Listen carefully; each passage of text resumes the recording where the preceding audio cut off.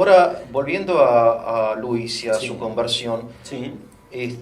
yo creo que él tenía el privilegio de ser una persona muy educada, muy formada, entonces se daba cuenta perfectamente de que los evangelios eran relatos históricos, Sí, bueno, ¿no? Y no sí, mitológicos. sí, Por eso del mito real quiere decir que es un mito y no. sí, Hay historia, hay testigos, exactamente. o sea, no sabemos si Osiris anduvo caminando por ahí, pero Y- sabemos que Cristo anduvo caminando por ahí. Y él te diría, como crítico literario, en primer lugar, aquel que diga que el cristianismo es solo un mito es un mal crítico. Es un mal crítico. Es un mal crítico. Claro. Porque él dice, yo soy crítico literario, ¿no? Me gano la vida escribiendo y leyendo textos. Yo no conozco ninguna mitología que le importe situar históricamente los hechos. Siempre es en un mundo muy lejano, en un tiempo distinto, antes de que cuando el mundo era joven. A nadie le importa decir, a los mitos no les importa. Son eternos, son atemporales, Son atemporales. claro, Pero claro. el cristianismo desde el principio, dice Luis, Bajo Poncio Pilato. Bajo Poncio Pilato. Padeció bajo Poncio Pilato. una persona histórica, Claro. en un momento determinado histórico, Ah. y en un lugar completamente reconocible. Sí, que hoy vas- Palestina. Uno va y Y puede ir a ve- los mismos lugares. Puede ir a los mismos lugares, y de Ajá. hecho hay lugares que fueron reconocidos por la tradición como lugar donde nació, donde murió. Exactamente. Y eso es lo que hace la diferencia, creo yo, y él creo que la entiende perfectamente, entre lo que es el cristianismo y la mitología, con todos sus valores, ¿no? Como el cristianismo como hecho histórico, entiendo, ¿no? Sí, totalmente. Y uno cuando lee sus ensayos históricos, y sus ensayos filosóficos y teológicos, perdón, ya nota que se está adelantando décadas al debate teológico. Porque ya en esa época empieza a haber principios de lo que se llamó el modernismo teológico y esa tendencia hacia espiritualizar todo lo concreto del cristianismo. Sí, ¿no? Bullmann y toda la Bultmann, desmitologización. Bülow, exactamente. Y él lo nota a través de las corrientes intelectuales que Claro. empieza a ver en Oxford y en los sacerdotes anglicanos. Sí, sí. Y le da con la artillería más pesada que tiene, porque se da cuenta que parte de ese error histórico y literario, porque no saben leer un texto y no conocen la historia detrás. Uno lee un evangelio y después lee, no sé, una biografía, por ejemplo, situándonos en esa época, una biografía de Augusto, por ejemplo, no de Suetonio, del autor romano, uno de los primeros historiadores. No tienen nada que ver.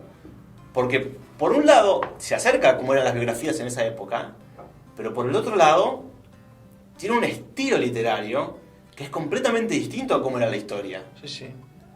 Sí, eso es muy interesante y creo que es como un argumento en parte definitivo a favor de la historicidad, más allá de que creer o no. Porque Sí. él en un momento dice que, en realidad, él en un momento dice, bueno, yo en un momento tuve la decisión de creer o no. Sí. Había una puerta, Sí. dice, ¿puedo abrirla o no abrirla? Sí. Y decidí abrirla. Sí. O sea, no es que lo obligaron a creer, él decidió creer. Sí, hay un texto... Es muy interesante Uno de mis textos preferidos de Luis, que habla de cómo él se pensaba que estaba cazando a Dios, intelectualmente buscándolo, y no sabía que Dios lo estaba buscando a él como un cazador implacable. Sí, sí. Y cuando él se pensaba que le estaba por agarrar a Dios con las manos en la masa, Dios le venía por atrás, digamos, Sí.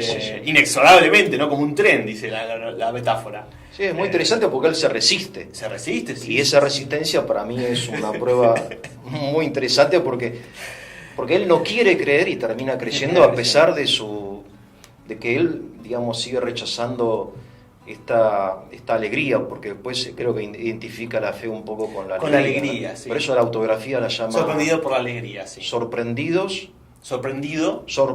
por la alegría. Por la alegría. ¿Y por qué la alegría? Porque él comenta que en su vida la presencia de Dios le fue marcada por esta noción joy, es la palabra en inglés. Yo creo que la mejor traducción sería algo como gozo. No una alegría superficial, sino una alegría profunda que te cambia la vida. Y que él dice que antes de incluso haber perdido la fe superficial que tenía, Dios ya le estaba como llamando a través de esta alegría. Y que su expresión más grande en su adolescencia fue la mitología nórdica. Él era en realidad más devoto de la mitología nórdica que de la clásica. Y que él notaba en estos textos, en este mundo en que le gustaba sumergirse, ese gozo, esa alegría profunda, esa como elevación del alma y transformación que para él es la marca de Dios. Claro, en el fondo el deseo del que habla Freud dice que la ilusión es un deseo que no se puede satisfacer, me parece a mí, ¿no? Sí, algo así. Algo así. Y por eso dice Freud en un lugar, ¿para qué prometerle a un granjero una granja en la luna si puedes decirle que es una granja falsa, si puedes decirle que con su trabajo puede comprarse una granja en la tierra? Esa es la idea que tiene Freud de la religión. En cambio, me parece a mí que este deseo siempre creciente, me parece, sí. de Luis, siempre es como el dice, entusiasmo es creciente en él. Y que dice que nunca somos más conscientes de sus límites que cuando somos profundamente felices acá en la Tierra. Porque cuando más llegamos a ser felices acá en la Tierra, más nos damos cuenta de que hay algo más, de que hay algo que nos falta, de que ese bien que estamos gozando no va a ser eterno, ¿no? Como ya Aristóteles, la felicidad es un bien del que nunca se deja de gozar. Sí, sí. Y cuando más felices somos en la Tierra, más nos damos cuenta de que falta algo más. Claro. Y ese algo más, para Luis, es como el tráiler del cielo. En un lugar, Luis dice que estaba enojado con Dios por no existir. Sí. Ese tipo de frases Sí. que son un poco, digamos, propias de él, de Chesterton, llenas de paradojas, ¿no? Sí, sí. Bueno, él ama a Chesterton. Es otro de sus autores, digamos, ¿cómo decirlo? Como dicen los ingleses, guilty pleasures, ¿no? Como esos autores que le gustaban, pero como que le daba cierta vergüenza que le gustaran antes de convertirse. Ah, mira vos. Y Chesterton es uno de ellos. Un placer culpable. Un placer culpable, exactamente. Y el libro de Chesterton, que marca un antes y un después en su historia de conversión, es El hombre eterno, ¿no? Esta filosofía de la historia, teología de la historia de Chesterton. Ese recorrido por la historia de la humanidad vista desde una perspectiva cristiana. Y él dice que es una de las cosas que más lo hacen empezar a ver al cristianismo por primera vez después de tantos años de Descartes como una opción intelectualmente seria, ¿no? No necesariamente de verdad en ese momento, pero que sí que tenía muchísimo más peso intelectual del que él pensaba o recordaba que tenía, ¿no? Es interesante que el cristianismo de repente se le aparece con peso intelectual, porque en un cristianismo bien devocional o más bien puritano, supongo como heredero de la época victoriana, qué sé yo, de costumbres, supongo que habrá estado bastante como desvalorizado desde el punto de vista intelectual el cristianismo. Sí, ¿no? sí, en la tradición en Inglaterra y evangélica. en toda Europa. En toda Europa. En todo el mundo protestante, ¿no? Claro. La tradición evangélica tiene una sospecha hacia la belleza que viene desde Lutero, ¿no? Hacia el arte por sí mismo y no solamente como vehículo de ideas. Y después en la evolución del protestantismo hacia la propia razón, que también está en Lutero, ¿no? Esa desconfianza de la razón frente a la revelación. Y en ese sentido Luis, aunque no era católico, sí era muy escolástico, ¿no? Y en su formación intelectual se nota esa unión de razón y revelación. Es una persona totalmente racional y en su verdadera racionalidad admite, digamos, que hay cosas que la razón le quedan chicas, por así decirlo, ¿no? En ese sentido es bastante tomista, aunque a él no le gustaría que lo denominaran así, ¿no? Sí, sí, sí.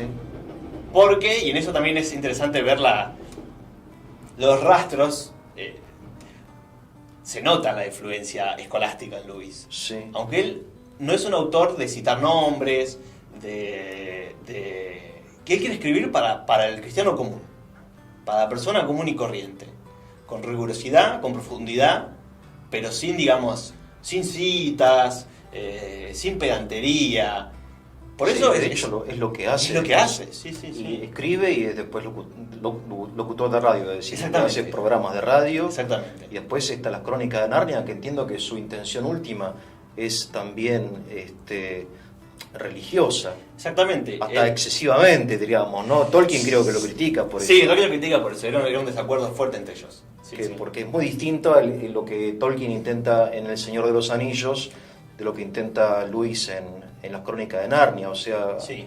muy distinto. Sí, porque son en el fondo dos grandes herederos de las dos grandes denominaciones, como llamarían los protestantes.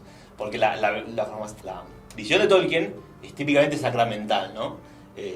La historia parece algo que en lo que no existe, digamos, lo religioso, pero si uno empieza a mirar con cuidado, la mano de la providencia está siempre atrás, ¿no?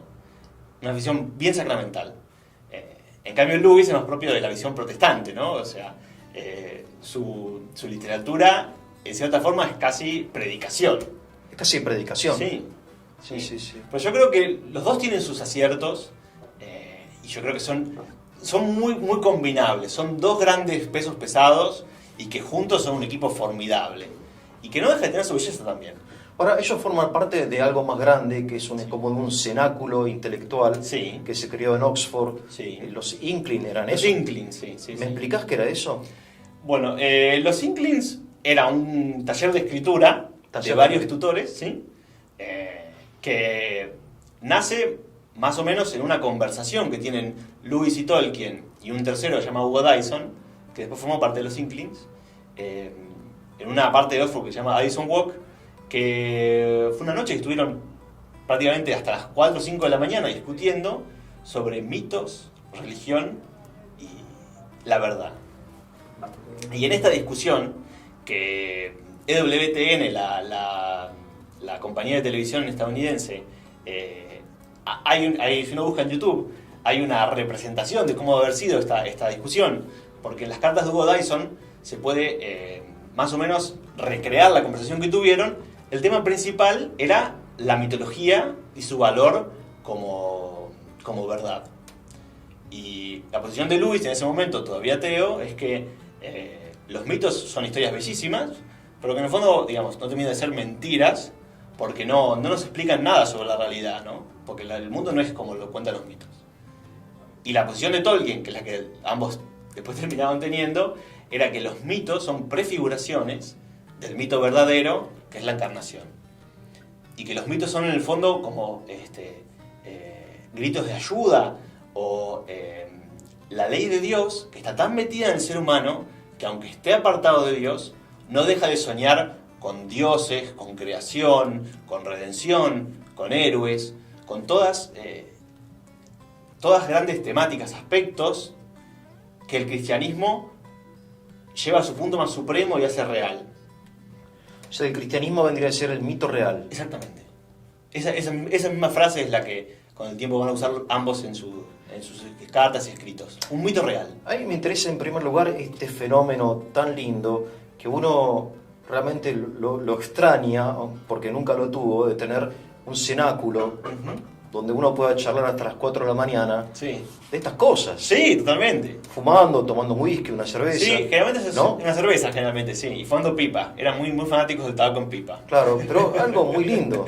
Sí. Que yo no lo veo mucho, digamos, uno se junta y, digamos, habla de tonterías o de política, de economía, pero estas charlas tan lindas, que habría que hacerlas acá en la productora, me parece espectacular. Sí. Como realidad, aparte muy, digamos, muy elegante todo como lo Sí. hacían aquellos, ¿no? En Oxford. Sí. No, Y muy- de ese germen nace la idea de reevangelizar la cultura a través del arte.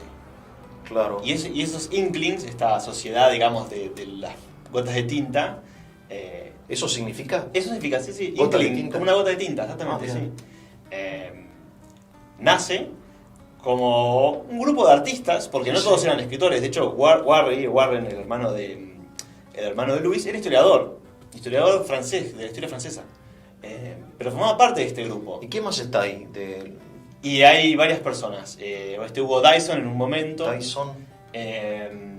Un escritor bastante extraño, se llama Charles Williams, ¿Quién más? ¿Quién más? Bernfield puede ser. Sí, Owen Barfield. Sí. Si no recuerdo mal, también es historiador. Chesterton no está ahí, no. No, Chesterton no. Chesterton es de una generación anterior. Anterior. Sí. Chesterton muere en el 39. Y Larvelock no. Y Larvelock tampoco. De hecho, muere Eliot antes tampoco. incluso. Eliot tampoco. Pero Eliot tiene como puntos en contacto con eso, porque tiene la misma idea, reevangelizar la cultura a través del arte. El tema es que Eliot en esa época estaba metido en la vanguardia artística. Claro. No había sido convertido todavía. Claro. Lewis y Tolkien eran como, otra vez, los outsiders. Claro.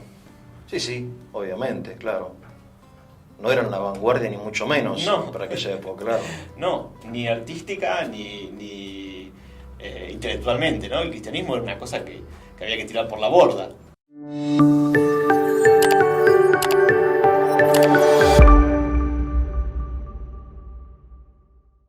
Más allá de la influencia de los acontecimientos históricos, por ahí leí que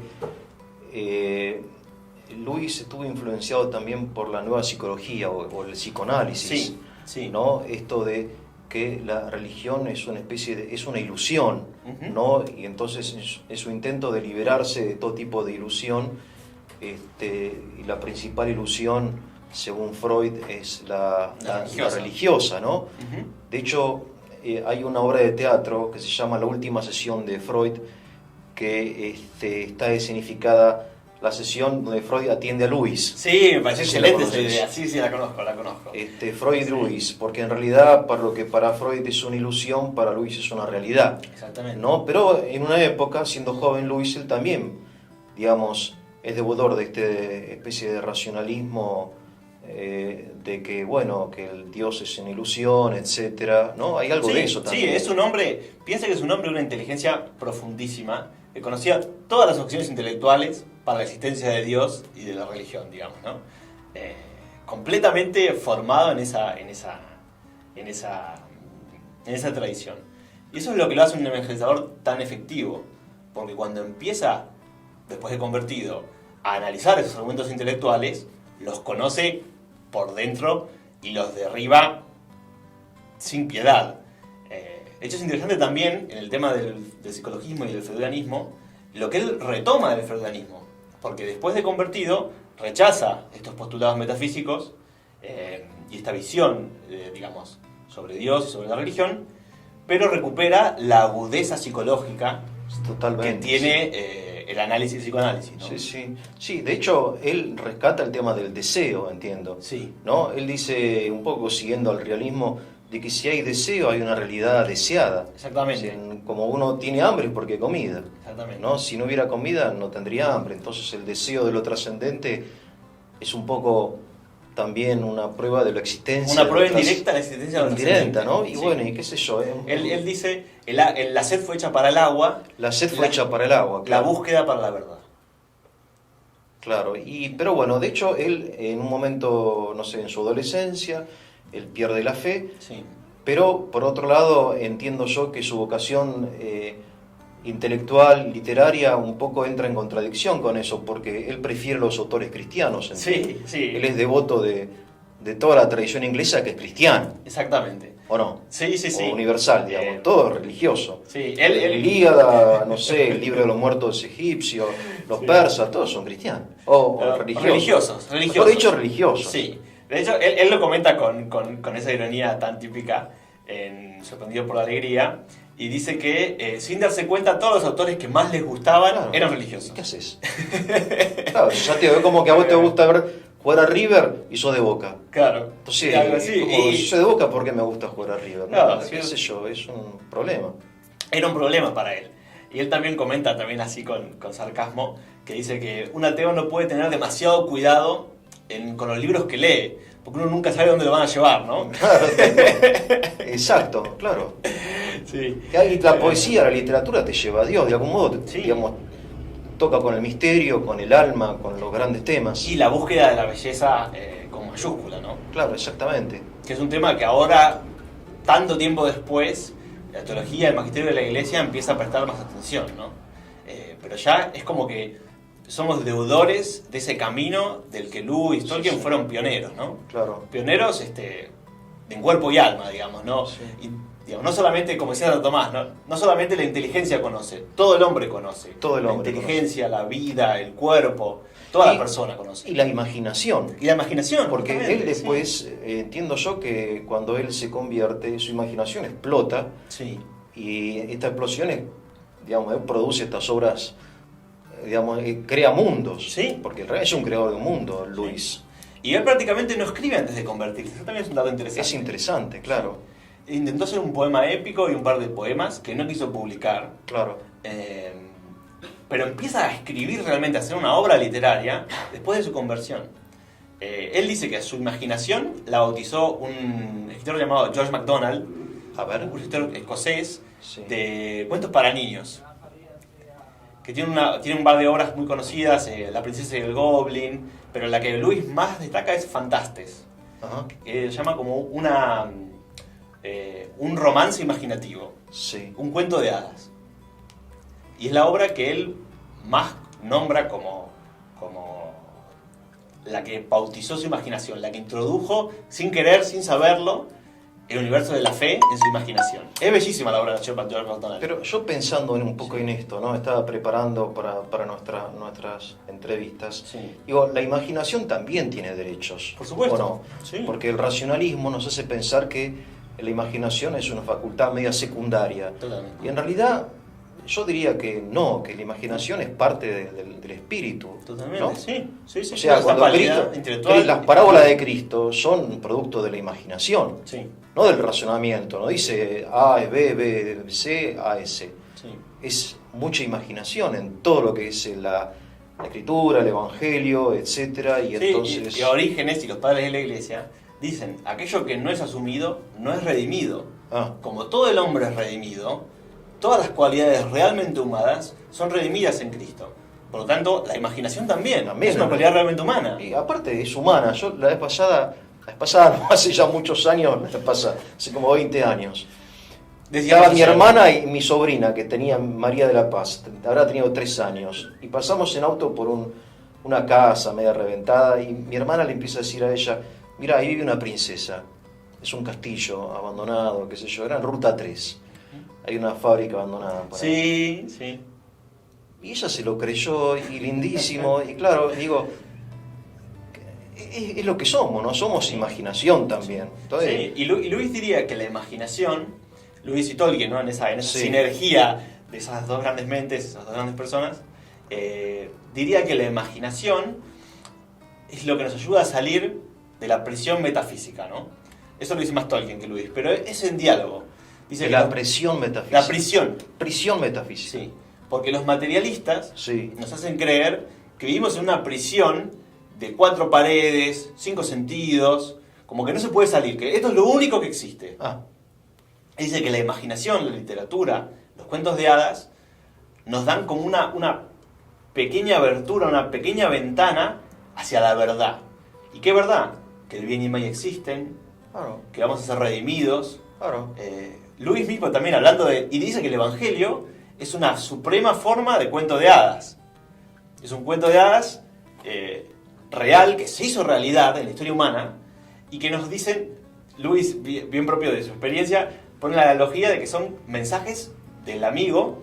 Nosotros vivimos en territorio ocupado, estamos bajo el control del enemigo, y recibimos mensajes radiofónicos clandestinos de nuestra verdadera patria que nos dice, no crean las mentiras del enemigo, está viniendo la ayuda, ¿no? Claro. Pone esa analogía bien Sí, histórica. sí, bien histórica y bien de guerra, pero... Bien de guerra, pero Claro. propia de esa imaginación, ¿no?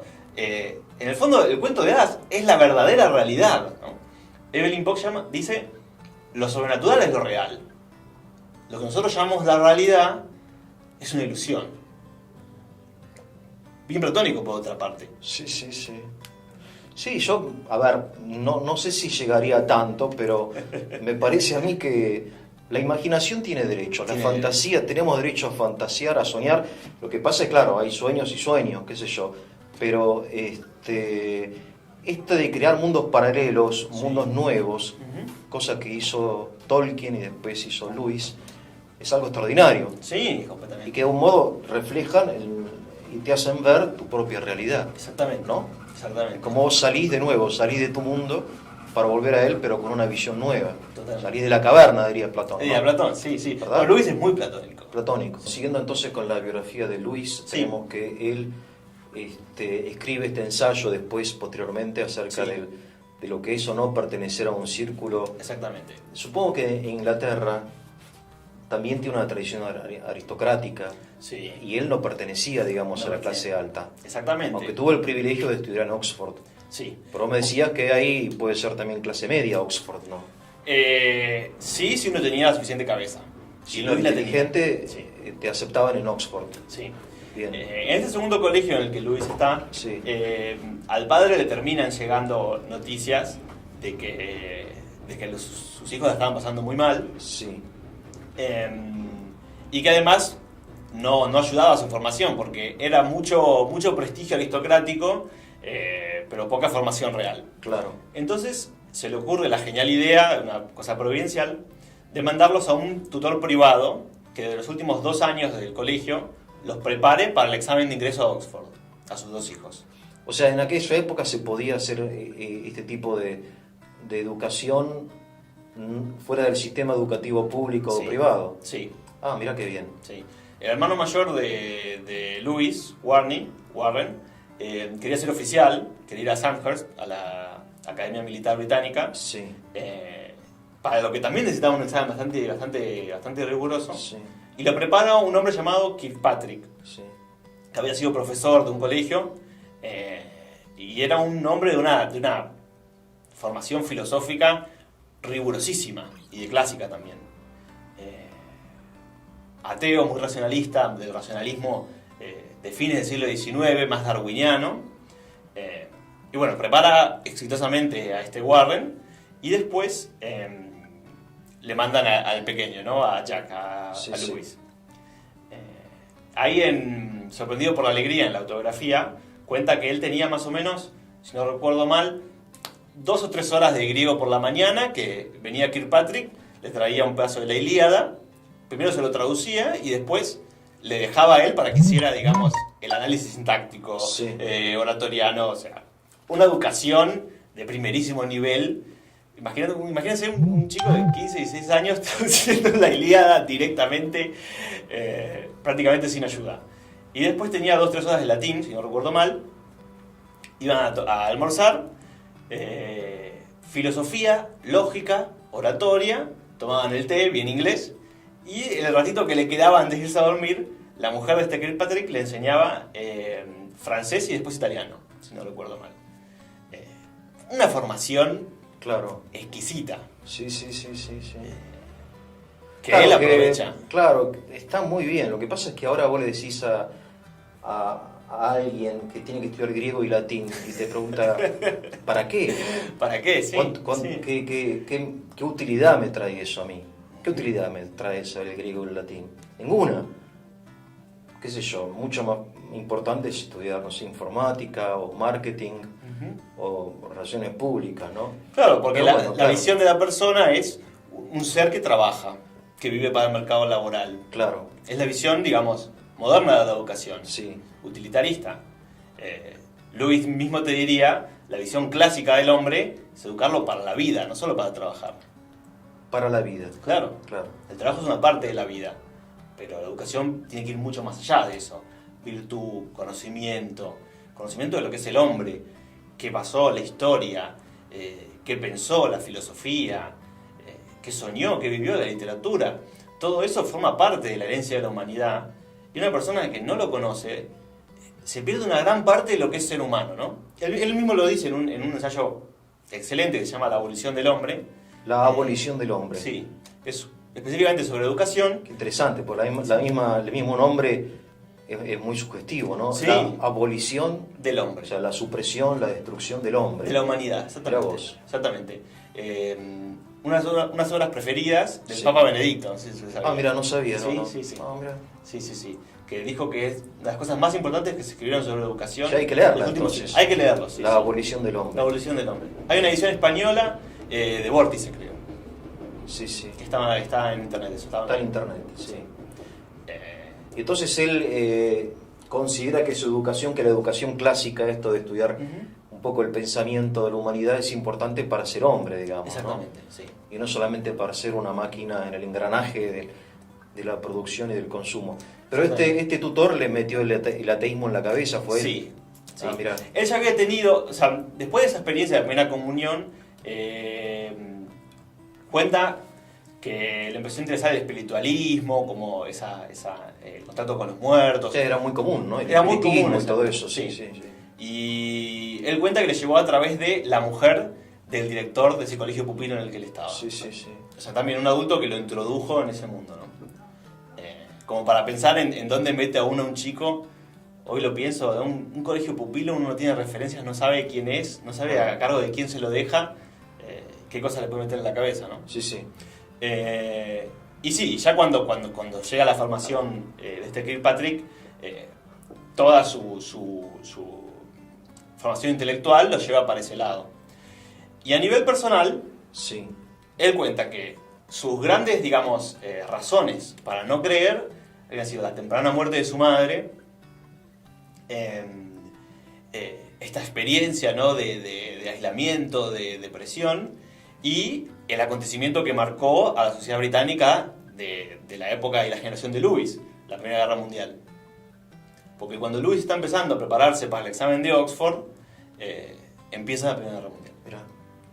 Para Oxford leí por ahí que fue tremenda la Primera Guerra Mundial, que Sí. murieron, o sea, una cantidad enorme de estudiantes en la Sí. guerra, pero enorme, miles y miles de estudiantes, la creme de la cultura inglesa, la juventud, ¿no? Tremendo. Sí, exactamente. Porque en el propio del entusiasmo de esa época, los estudiantes se presentan voluntarios O sea, de a son voluntarios, miles, claro, sí, sí, sí, sí. y al tener esa formación intelectual, los reclutan como oficiales. Claro, claro. Aparte piensan que la guerra va a durar Meses. meses. Y bueno, imagínese un montón de chicos, 18, Sí, sí, sí. 19, 20 años, demasiado entusiastas, con todos estos poetas en la cabeza, Homero y toda esta Sí, todo lo épico. tradición épica. Claro. Y bueno, se metieron en algo que no sabían que se metían, ¿no? Ah, Y murieron de a miles. Murieron de a miles. De hecho, todavía yo nunca fui a Oxford, no tuve esa suerte, pero he visto fotos. Hoy en día todavía en los jardines están. Uno ve la lista de los alumnos y profesores muertos en batalla y es una gran cantidad de nombres. Y en la primera más que en la segunda. en la primera más que en la segunda. Sí. La segunda ellos habían aprendido la lección de la primera. Y sí, eran la misma generación. Claro. Los que sobrevivieron, digamos, la vivieron de adultos. Sí, sí. Bueno, pero Tolkien comenta después, en el próximo programa Sí, que sí, hablemos sí. de Tolkien, que él cuando era joven, como oficial, le pensó que no había nada más difícil que estar en el frente. Y cuando él le toca ser padre de 3 hijos que estaban en el frente, dice que no sabe cuál es la parte peor. obviamente, es mucho peor tener a tu hijo en el frente que estar vos. Que estar vos, sí. Pero de alguna manera este acontecimiento quiebra la fe o directamente la suprime a la fe, La termina de destruir. la termina de destruir. La termina de destruir, porque es una gran disilusión de época, ¿no? Claro. Con el mundo, con el sentido de la vida. Con Occidente también. Con Occidente, con el cristianismo en Occidente. Con el cristianismo. Y Luis le toca vivir la peor parte, porque es reclutado para el Somme, la peor batalla del ejército británico, 500.000 bajas en un solo día, Sí, sí. y le toca vivir el fin de la guerra. Es desmovilizado al final de la guerra. Es herido en batalla, si no recuerdo mal.